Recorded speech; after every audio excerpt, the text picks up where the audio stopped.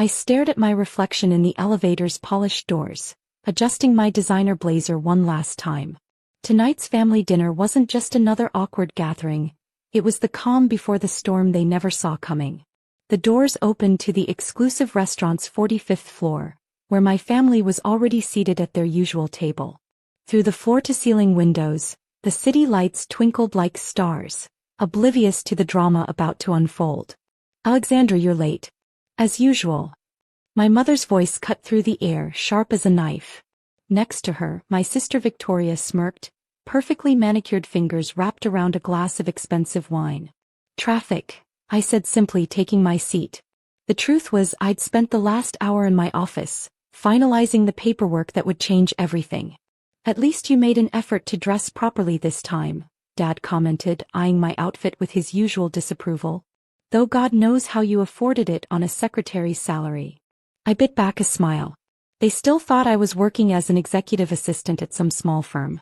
It was amazing how easily people believe what they want to believe.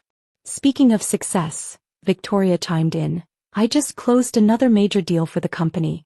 Daddy, we're looking at a 40% increase in revenue this quarter." Our family business, Harrison Technologies, had been my father's pride and joy for 30 years. Now it was Victoria's playground, or so they thought. "That's my girl." Dad beamed, raising his glass. "To the future CEO of Harrison Technologies." "Meanwhile," Mom added, giving me a pointed look, "your sister still hasn't figured out how to make something of herself." I took a sip of water, letting their words wash over me. 5 years ago their constant criticism would have crushed me.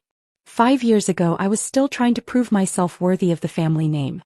"You know, Alexandra," Victoria leaned forward, her voice dripping with fake concern, "I could probably find you a better position at the company. Maybe in the mail room? You'd have to work your way up, of course, but—" "That's generous of you, Vicky," Dad nodded approvingly. "Though she'd probably mess that up too. Remember when she tried to pitch that ridiculous expansion plan 3 years ago?" "Ah, yes. The expansion plan. The one they'd laughed at, dismissed as naive, and then watched Victoria present the exact same ideas 6 months later to thunderous applause. "You're nothing but a failure," Dad continued, his words carrying the weight of years of disappointment. "While your sister runs our company brilliantly, you can't even hold down a decent job." Mom nodded in agreement. "At least we have one daughter we can be proud of." The waiter arrived with our appetizers, providing a brief reprieve from their ongoing critique of my life choices.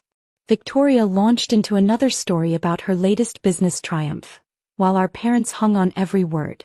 I checked my phone discreetly. A message from my lawyer. "Everything's ready. Documents filed." Perfect timing.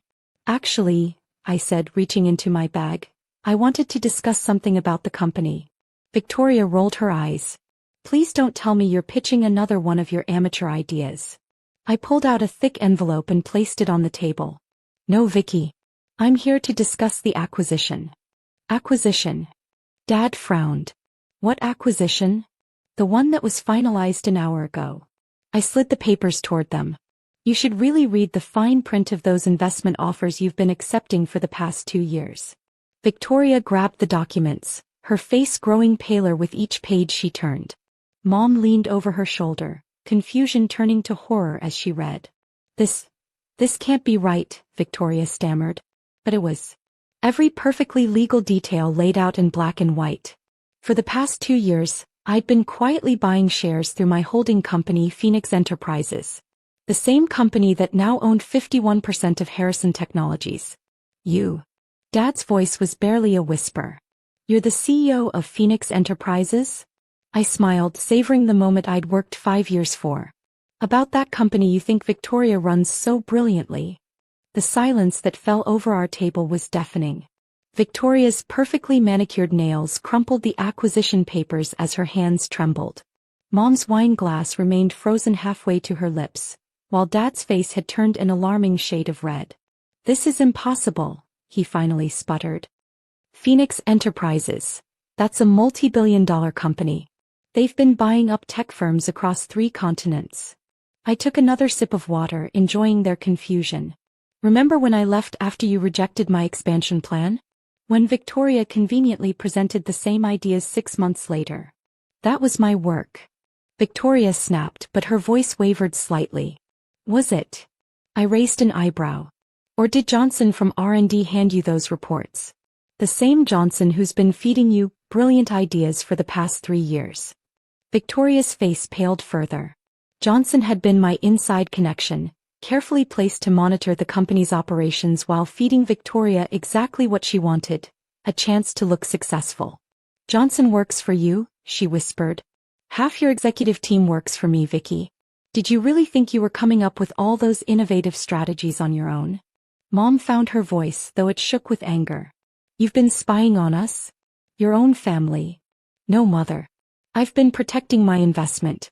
The same way you've been protecting the family legacy by giving everything to Victoria. I pulled out another document from my bag. Speaking of legacy, let's talk about the Morton contract Victoria's so proud of closing last week. Dad grabbed the paper, his eyes widening as he read. This shows the deal's actually losing us money. But Victoria said what her assistant told her to say. I cut in. She never actually reads the fine print, does she? Too busy taking credit for other people's work. Victoria stood up abruptly, her chair scraping against the floor. Several heads turned our way, but she didn't notice. You're lying. All of this is just some elaborate trick. Check your phone, I said calmly. The press release should be going out right now. As if on cue, all their phones began buzzing with notifications. Headlines flashed across screens. Phoenix Enterprises acquires Harrison Technologies. Tech World's rising star expands portfolio. Alexandra Harrison, the silent giant behind Phoenix Enterprises. 5 years, I continued, my voice steady. 5 years of building something from nothing. No family connections, no inherited wealth, just pure hard work. The kind you never thought I was capable of. Why? Dad's voice was hoarse. Why do this? Because you never gave me a chance. You handed everything to Victoria without question. When I tried to earn my place, you mocked me, dismissed me, called me worthless. I stood up, smoothing my blazer. The board meeting is tomorrow at 9 a.m. I expect all financial records to be ready for review. And Victoria. I turned to my sister, who had sunk back into her chair looking shell-shocked. Clear out your office by noon. Johnson will be taking over as COO. You can't do this, Mom protested weakly. We're family. Family. I laughed softly. You lost the right to play that card years ago. Now if you'll excuse me, I have an empire to run. I turned to leave but paused. Oh, and Dad, remember what you said about my blazer? You're right, it was expensive. But when you own one of the fastest growing tech companies in the world, you can afford the best. As I walked toward the elevator, I could feel their stares burning into my back. But for the first time in my life, their opinion didn't matter. I had built something they thought impossible, achieved success they couldn't imagine, and now they worked for me. The elevator doors opened and I stepped in, catching one last glimpse of their shocked faces before the doors closed. My phone buzzed, another message from my lawyer. Board members notified. Everything proceeding as planned. I smiled. This was just the beginning. The next morning I arrived at Harrison Technologies, my company now, at precisely 8:30 a.m. The lobby buzzed with nervous energy as employees whispered among themselves, stealing glances my way. News travels fast in the corporate world. My heels clicked against the marble floor as I walked to what used to be Victoria's office. Through the glass walls, I could see her frantically shoving items into boxes, her perfect hair now disheveled, her designer dress wrinkled. Need help? I asked, leaning against the doorframe. She whirled around, mascara smeared under her eyes. Come to gloat. Actually, I came to give you this. I handed her an envelope. She opened it, confusion crossing her face. A job offer? Entry-level position at Phoenix's development department.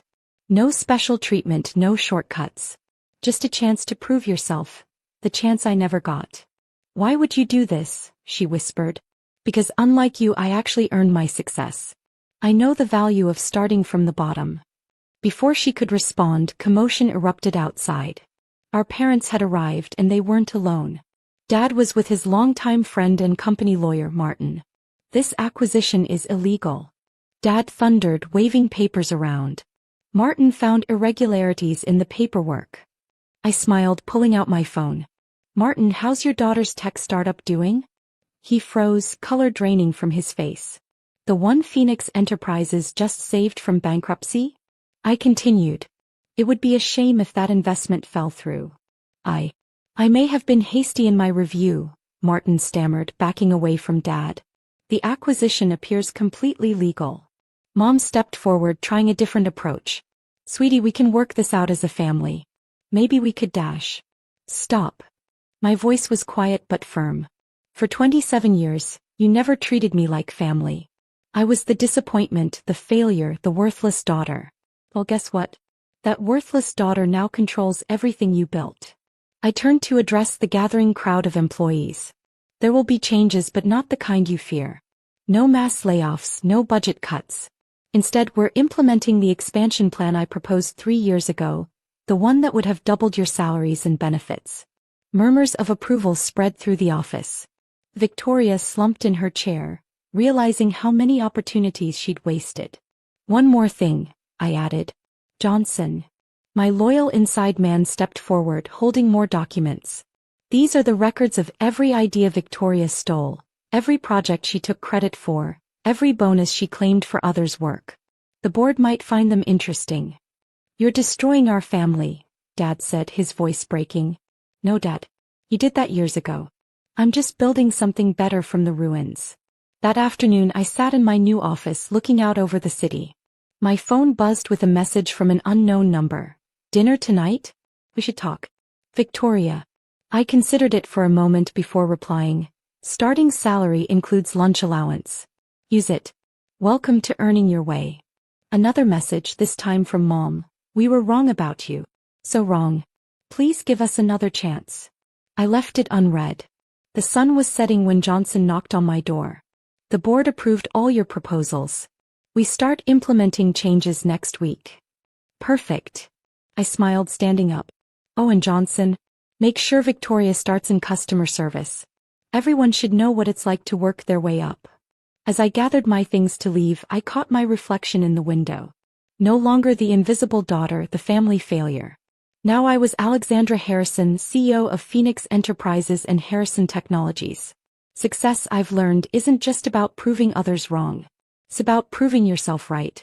I stepped into the elevator, remembering last night's dinner. They thought they were untouchable, that their positions were secure. They never saw me coming. But that's the thing about success. It doesn't announce itself. It builds quietly, patiently, until one day you're sitting at a family dinner thinking you're at the top, and suddenly you realize you're working for the daughter you called worthless.